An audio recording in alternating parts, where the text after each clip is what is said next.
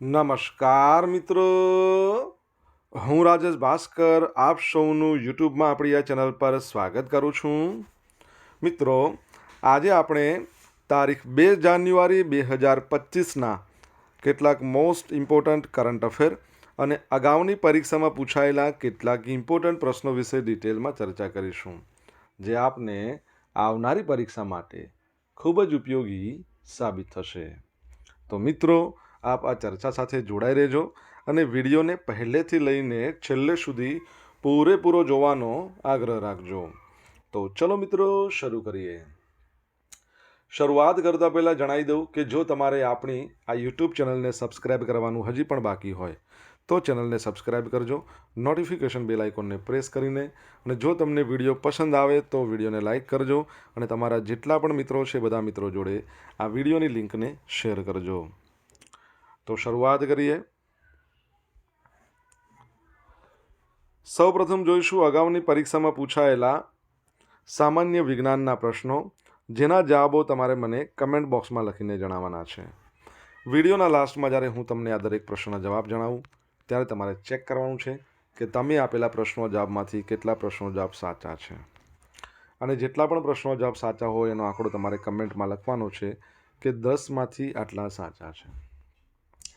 Daily GK ટેસ્ટમાં આપણે રોજ 10 પ્રશ્નો પૂછીએ છીએ, એમાંથી 5 પ્રશ્નો સામાન્ય વિજ્ઞાનના હોય છે. બાકીના જે 5 પ્રશ્નો છે એ ગુજરાતની કલા, સંસ્કૃતિ અને વારસાના છે. તો તમે તમારા આન્સર આપો નીચે કમેન્ટ બોક્સમાં, અને હું આજના કરંટ અફેરનો પ્રથમ પ્રશ્ન છે એની શરૂઆત કરું છું. પ્રથમ પ્રશ્ન છે કે વર્ષ 2023માં વન વિભાગ અને ગીર ફાઉન્ડેશન દ્વારા કરવામાં આવનારા ગણતરી મુજબ વરુની અંદાજિત વસ્તી કેટલી છે? તો ગુજરાતમાં જે વરુ છે એની અંદાજિત વસ્તી 222 છે. કેટલી છે? 222 છે. તો વર્ષ 2023માં ગુજરાતનો વન વિભાગ અને Gujarat ecological education and research, જેને ગીર ફાઉન્ડેશન કહેવાય છે. તમને ખબર છે ગીર ફાઉન્ડેશનની સ્થાપના કયા વર્ષમાં થઈ? જો તમને ખબર હોય તો તમે કમેન્ટ બોક્સમાં લખીને જણાવી શકો છો. તો એના દ્વારા રાજ્યમાં વરુની વસ્તી ગણતરી કરાઈ છે, જેમાં રાજ્યના 13 જિલ્લામાં થઈને ટોટલ અંદાજે 222 જેટલા વરુ છે. તમને ખ્યાલ હોય તો આની પહેલાં પણ આપણે ભણી ગયા હતા કે ગુજરાતમાં ડોલ્ફિનની વસ્તી ગણતરી કરવામાં આવી હતી. તો એ મુજબ ગુજરાતમાં લગભગ 680 જેટલી ડોલ્ફિન છે. આ ઉપરાંત ઘુડખરની પણ વસ્તી ગણતરી ગુજરાતમાં કરવામાં આવી હતી. એ મુજબ 7672 એ શું છે? ઘુડખર છે. હવે મિત્રો, સૌથી વધારે વરુ કઈ જગ્યાએ છે? તો ભાવનગર જિલ્લામાં નોંધાયા છે. ત્યારબાદ નર્મદામાં 39, બનાસકાંઠામાં 36, સુરેન્દ્રનગરમાં 18, જામનગર અને મોરબીમાં 12, તેમજ કચ્છ જિલ્લામાં 9 વરુ જોવા મળ્યા છે. સાથે સાથે પોરબંદર, મહેસાણા, નવસારી, પાટણ, અરવલ્લી, સુરત જિલ્લામાં પણ વરુનું અસ્તિત્વ નોંધાયું છે. આ ઉપરાંત ગીર ફાઉન્ડેશન અને ગુજરાત વન વિભાગના સહયોગથી રાજ્યમાં વરુ માટે અનુકૂળ આવાસોને દર્શાવતા નકશા છે, એની એક નકશા પોથી, જેને આપણે એટલાસ કહીએ, તો એ રાજ્યમાં ભારતીય વરુઓના નિવાસસ્થાનોનો એટલાસ તૈયાર કરવામાં આવ્યો છે.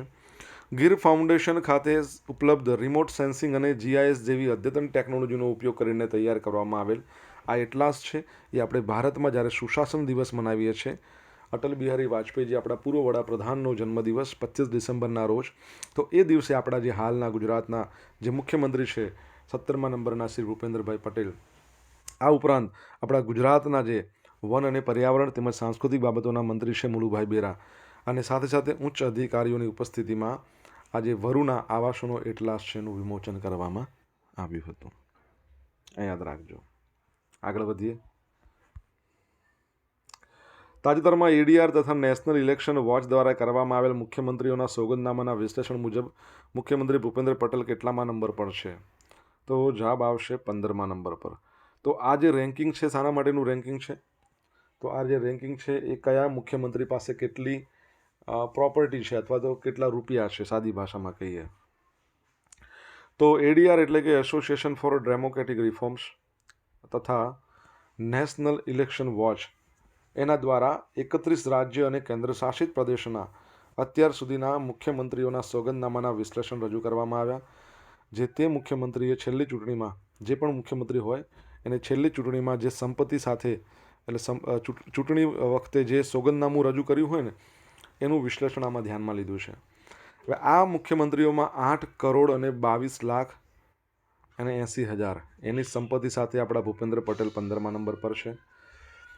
1 કરોડથી 10 કરોડની સંપત્તિ ધરાવતા 55% મુખ્યમંત્રીઓમાંના એક છે. એટલું જ નહીં, એમની સામે કોઈ પણ ક્રિમિનલ કેસ પણ નોંધાયો નથી અને ડિપ્લોમા કરેલ એકમાત્ર મુખ્યમંત્રી છે. વિશ્લેષણ કરેલા 31 મુખ્યમંત્રીઓમાંથી 2 મુખ્યમંત્રી આંધ્રપ્રદેશ અને અરુણાચલના જે છે, જેમની મિલકત 100 કરોડ કરતાં વધારે છે. એમાં સૌથી વધુ 931 કરોડની સંપત્તિ આંધ્રપ્રદેશના મુખ્યમંત્રી ચંદ્રબાબુ નાયડુ નંબર 1 પર. તમામ મુખ્યમંત્રીઓની મિલકત કુલ ભેગી મળીને 1630 કરોડ છે. 31 મુખ્યમંત્રીઓમાંથી 2 એટલે કે 6% મહિલા મુખ્યમંત્રી છે. દેશના કુલ 29 મુખ્યમંત્રીઓ કરોડપતિ છે. આ વિશ્લેષણમાં કુલ 31 મુખ્યમંત્રીઓમાંથી 13 એટલે 42% મુખ્યમંત્રીઓ સામે તો ગુના નોંધાયેલા છે. તેમાંથી રાજસ્થાન, ઓડિશા, દિલ્હીને બાદ કરતા બાકી તમામ એટલે કે 10 એટલે કે પર્સન્ટેજમાં જોવો તો 32% મુખ્યમંત્રીઓ સામે ગંભીર ગુનાઓ છે, જેમાં હત્યા કરવાનો પ્રયાસ, કિડનેપિંગ, લાંચ રૂશ્વતના ગુનાઓ અને ગુનાહિત ઇરાદાથી ધમકી આપવા જેવા ગુના સામેલ છે. સૌથી વધુ 89 કેસ તેલંગાણાના મુખ્યમંત્રીના સામે છે. શું નામ છે એમનું? એ રેવંત રેડ્ડી. જ્યારે આ 31 મુખ્યમંત્રીઓની સરેરાશ મિલકત 52.59 કરોડ છે. મુખ્યમંત્રીઓ પોતાના સરેરાશ મિલકત ઉપર 13,64,310 રૂપિયા છે, બરાબર છે, જે ભારતની સરેરાશ માથાદીઠ આવક 1,85,853 થી 7.3 ગણી છે. તમને ખબર છે સૌથી ગરીબમાં ગરીબ મુખ્યમંત્રી કયા રાજ્યના છે? તો તમને રાજ્યનું નામ કહી દઉં, તમારે મુખ્યમંત્રીનું નામ જણાવવાનું છે અને કેટલી હશે. તો પશ્ચિમ બંગાળના જે સીએમ છે એ છે. દેશમાં વર્ષ 2023-24માં સૌથી વધુ કોલસાનું ઉત્પાદન થયું છે. વર્ષ 2023-24માં અખિલ ભારતીય કોલસાનું ઉત્પાદન એમાં લગભગ 11.71%ની વૃદ્ધિ સાથે 2022-23માં 893.191 મેટ્રિક ટનની સરખામણીમાં 997.826 મિલિયન ટન જેટલું હતું. કેલેન્ડર વર્ષ 2024 15મી ડિસેમ્બર 2024 સુધીની વાત કરીએ તો દેશે લગભગ 963.11 MT પ્રોવિઝનલ કોલસો પૂરો પાડ્યો છે. તેનું ઉત્પાદન આગામી 5 વર્ષમાં 140 મેટ્રિક ટન સુધી પહોંચવાની સંભાવના છે. કોલસા મંત્રી કોણ છે આપણા તમને ખબર હોય તો કહો. સૌથી બેસ્ટ કોલસો એન્થ્રેસાઇટ છે અને પીટ છે એ સૌથી હલકી ક્વોલિટીનો કોલસો આવે છે. ઓકે મિત્રો, વિડીયો પસંદ આવ્યો હોય, ભણવાની મજા આવી હોય તો વિડીયોને લાઇક કરો, તમારા મિત્રો જોડે શેર કરો વિડીયોની લિંકને, અને આપણી બંને યુટ્યુબ ચેનલ રાજેશ ભાસ્કર 2ને સબસ્ક્રાઈબ ના કરી હોય તો ચેનલને સબસ્ક્રાઈબ કરી લો, નોટિફિકેશન બેલ આઇકોનને પ્રેસ કરીને. જો તમને ડેલી કરંટ અફેરની પીડીએફ જોઈતી હોય તો આપણી ટેલિગ્રામ ચેનલને જોઈન કરો, જેની લિંક વિડીયોની ડિસ્ક્રિપ્શનમાં આપી છે. અહીંયા તમને ડેલી કરંટ અફેરની પીડીએફ મળશે, સાથે પોલ્સ પણ રમવા મળશે.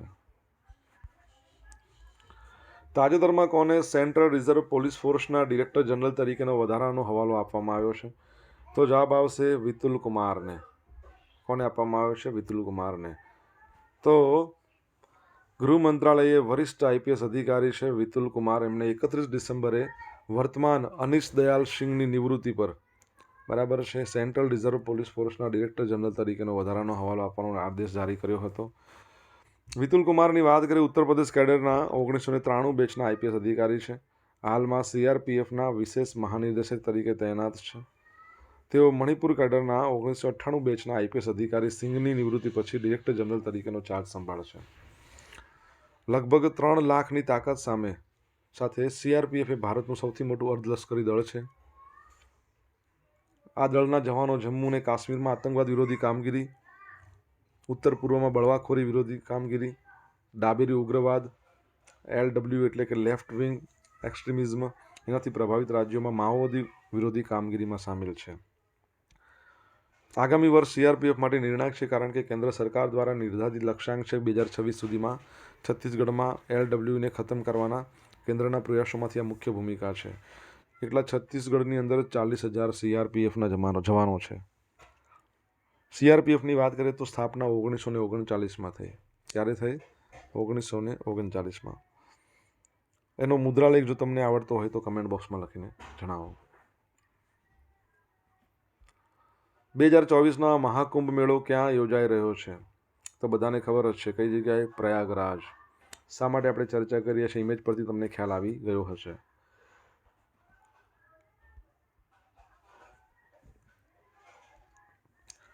ઉત્તર પ્રદેશના પ્રયાગરાજ ખાતે યોજાઈ રહેલા મહાકુંભના મેળામાં 24 કલાક સુરક્ષા પૂરી પાડવા, સમગ્ર પ્રસંગની પ્રત્યેક ઘટના પર ચાંપતી દેખરેખ રાખવા જે ત્રિવેણી સંગમના વિસ્તારમાં અંડર વોટર ડ્રોન તૈનાત કરવામાં આવ્યા છે. ભારત અને વિશ્વભરમાંથી અંદાજે 40 કરોડ શ્રદ્ધાળુઓ કુંભના મેળામાં આવે તેવી શક્યતા છે. ત્રિવેણી સંગમના વિસ્તારમાંથી પાણીની અંદર થઈ રહેલી કોઈ સંદિગ્ધ ગતિવિધિઓને શોધી કાઢવા સૌપ્રથમ વખત 100 મીટરની ડૂબકી લગાવી શકે તેવા અંડર વોટર ડ્રોન તૈયાર કરવામાં આવ્યા છે. આર્ટિફિશિયલ ઇન્ટેલિજન્સની ક્ષમતા ધરાવતા 2700 જેટલા કેમેરા રિયલ ટાઈમ મોનિટરિંગ, યોગ્ય સમયનું નિરીક્ષણની માહિતી પૂરી પાડશે. મેળાના પ્રત્યેક પ્રવેશ દ્વાર ખાતે ફિટ કરાયેલી ફેશિયલ રિકોગ્નિશન એટલે ચહેરાની ઓળખ ટેકનોલોજી આ મેળાની સુરક્ષામાં ઘણો વધારો કરશે. બરાબર છે. 56 જેટલા સાયબર નિષ્ણાતોની એક ટુકડી ઓનલાઈન ઊભા થનારા પડકારો અને ધમકીઓ સામે ટક્કર ઝીલશે. તમામ પોલીસ સ્ટેશન ખાતે એક સાયબર હેલ્પ ડેસ્ક ઊભું કરવામાં આવશે. ઓકે, તમને ખબર છે કે સ્પેશિયલ જિલ્લો તો ઘોષિત કરી દીધો છે મહાકુંભ મેળો. જો કુંભનો મેળો છે ને એ તમને ખબર છે 4 સ્થળો યોજાય: પ્રયાગરાજ, હરિદ્વાર, નાસિક અને ઉજ્જૈન.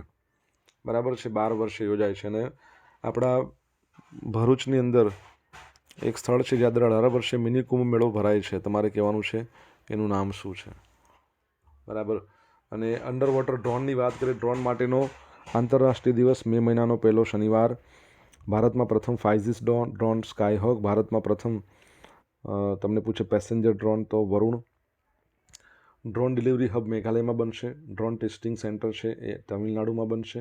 કચ્છમાં ડ્રોન ઉડાડીને ડ્રોનથી ટપાલ મોકલવાનું પરીક્ષણ કરવામાં આવ્યું. આખા વિશ્વનો પ્રથમ દેશ જેને સિવિલ એવિએશન સ્પેસમાં ડ્રોન ઉડાડવાની મંજૂરી આપી તે ઇઝરાયલ છે. યાદ રાખજો. પાકિસ્તાન દેશનો સૌથી મોટો ન્યુક્લિયર પાવર પ્લાન્ટ બનાવી રહ્યું છે. તો વીજળીનું ઉત્પાદન વધારવા માટે પાકિસ્તાન અત્યાર સુધીનો સૌથી મોટો ન્યુક્લિયર પાવર પ્લાન્ટ બનાવી રહ્યું છે. આ માટે પાકિસ્તાનની એટોમિક એનર્જી રેગ્યુલેટર એજન્સીએ તેને દેશમાં વીજ ઉત્પાદન માટેની મંજૂરી આપી દીધી છે. હવે આ જે પ્લાન્ટ છે એને ચીનની કંપની હુઆલોંગ દ્વારા ડિઝાઇન કરવામાં આવ્યો છે. PNRA એ Chashma nuclear nuclear power plant unit 5 C5નો નિર્માણ માટે લાયસન્સ જાહેર કર્યું છે. 1200 મેગાવોટની ક્ષમતા સાથેનો આ પરમાણુ ઉર્જા દ્વારા વીજળી ઉત્પન્ન કરવા માટેનો સૌથી મોટો પ્લાન્ટ હશે. કેટલું છે? 1200 મેગાવોટ. C5 એ ત્રીજી પેઢીનું અદ્યતન પ્રેશરાઇઝ વોટર રિએક્ટર છે જેને બનાવવા માટે લગભગ $3.7 બિલિયન ખર્ચ થશે. તમને ખબર છે કે દેશ છે એવી જાહેરાત કરી છે, ઘોષણા કરી છે કે તે ચંદ્ર પર ન્યુક્લિયર પાવર પ્લાન્ટ બનાવશે. દેશનું નામ તમને આવડતું હોય તો કમેન્ટ બોક્સમાં લખીને જણાવો.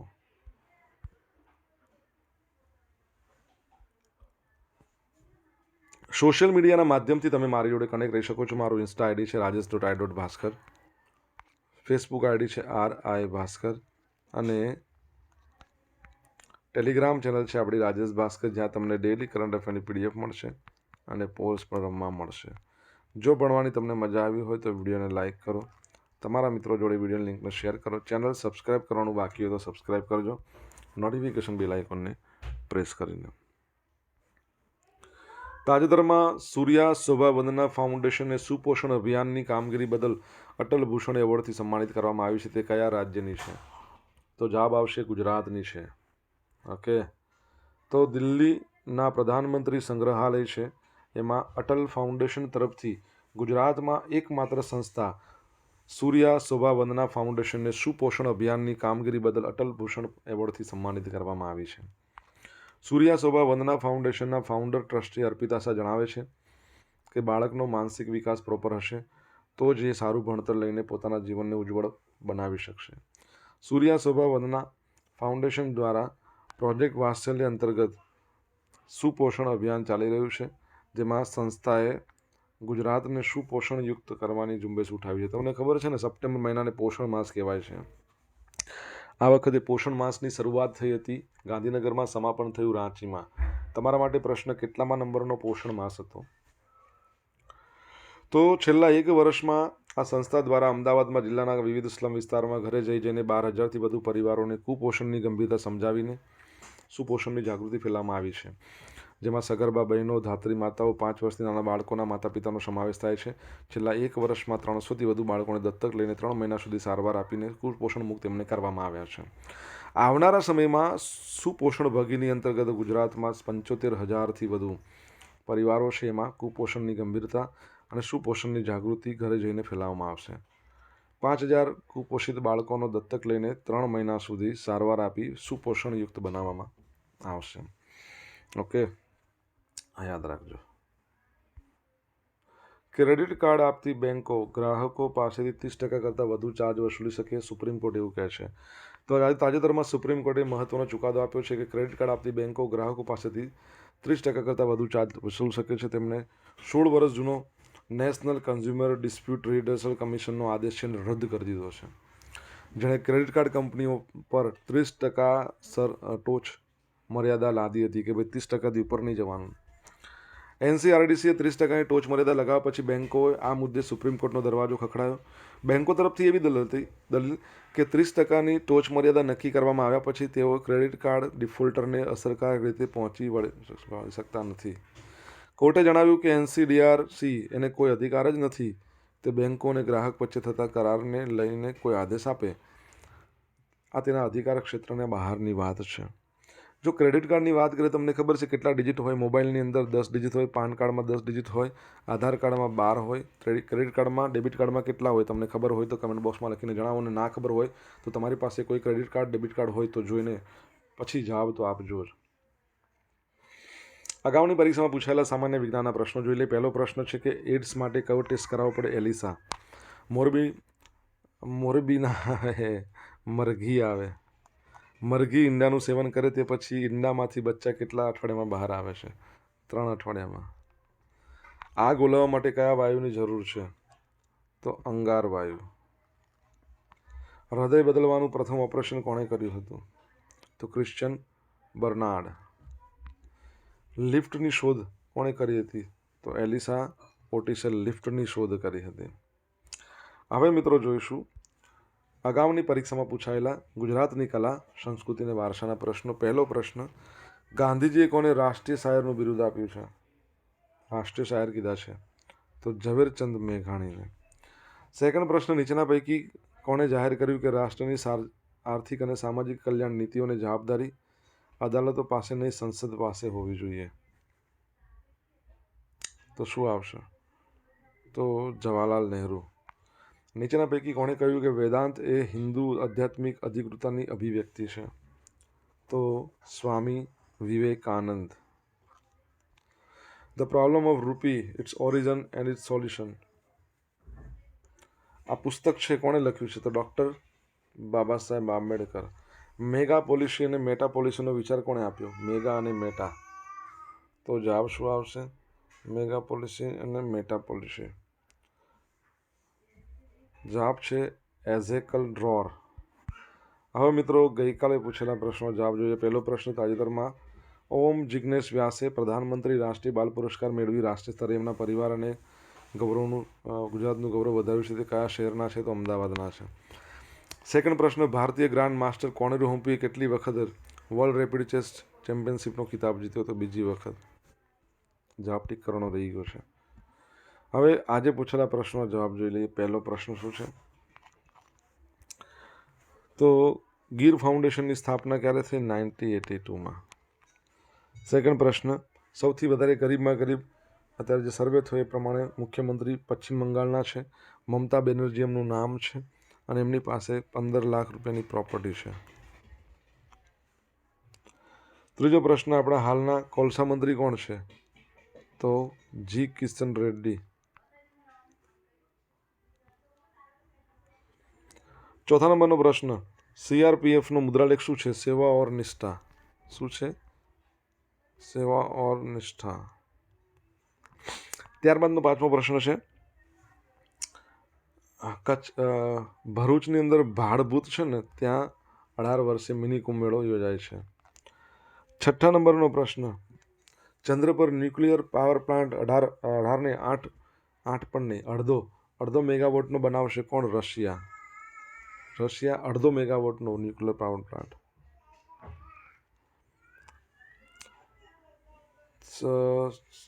7મા નંબરનો પ્રશ્ન છે, પોષણ માસ આ વખતે 7મા નંબરનો હતો. અને 8મા નંબરનો પ્રશ્ન, ક્રેડિટ કાર્ડની અંદર કેટલા 16 ડિજિટ હોય? 1 2 3 4 5 6 7 8 9 10 11 12 13 14 15 16. યાદ રાખજો. હવે મિત્રો જોશું ગઈકાલના કરંટ અફેરમાંથી પૂછેલા કેટલાક ઇમ્પોર્ટન્ટ પ્રશ્નો, જેના જવાબો તમારે કમેન્ટ બોક્સમાં લખવાના છે. પહેલો પ્રશ્ન, ગુજરાતના કયા વિસ્તારમાં 1 કરોડ જૂના વાનરના જીવાશ્મી મળ્યા? સેકન્ડ પ્રશ્ન, વિવાદ છે વિશ્વાસ સ્કીમની ડેડલાઇન ક્યાં સુધી લંબાવવામાં આવ્યું છે? જવાબ આવડતો હોય તો કમેન્ટ બોક્સમાં લખજો. તો મિત્રો, આ હતા આજના દિવસના કેટલાક મોસ્ટ ઇમ્પોર્ટન્ટ કરંટ અફેર. સાથે આપણે જોયું અગાઉની પરીક્ષામાં પૂછાયેલા ઇમ્પોર્ટન્ટ પ્રશ્નો એના જવાબોની સાથે. આશા રાખું બધાને ભણવાની મજા આવી હોય તો વિડીયોને લાઇક કરો, તમારા મિત્રો જોડે વિડીયો લિંકને શેર કરો. આપણી બંને યુટ્યુબ ચેનલ રાજેશ ભાસ્કરને સબસ્ક્રાઈબ કરો જો બાકી હોય તો. નોટિફિકેશન બેલ આઇકોનને પ્રેસ કરીને. Have a nice day. જય હિન્દ, જય ભારત.